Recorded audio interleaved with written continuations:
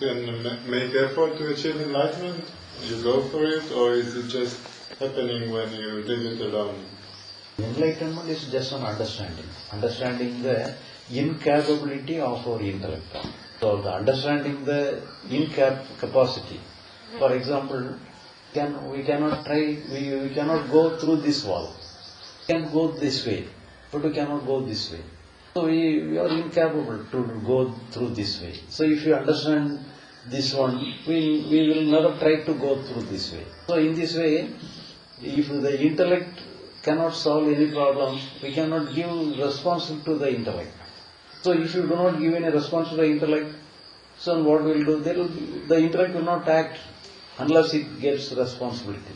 So we have to understand, we should not give any responsibility to the intellect.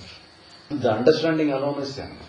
That we should not give any responsibility to intellect to solve the problem, because it is incapable of solving the real problem. The real problem is the things, the intellect thinks the problem is in the conscious level. But in the conscious level, the problem solves on its own. The intellect need not solve. But if the intellect thinks that it is the problem of himself, it unnecessarily interferes.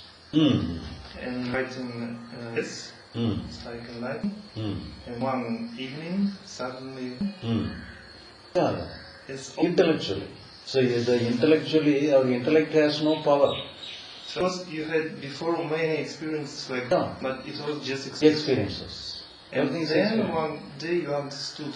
Not through experience. So the going through the way of experience is not the way. I understood that the experience, all our experiences will not solve the real problem. Yes. So if we understand that, all problems solved naturally. That means I have no necessity to solve anything. All problems solved naturally.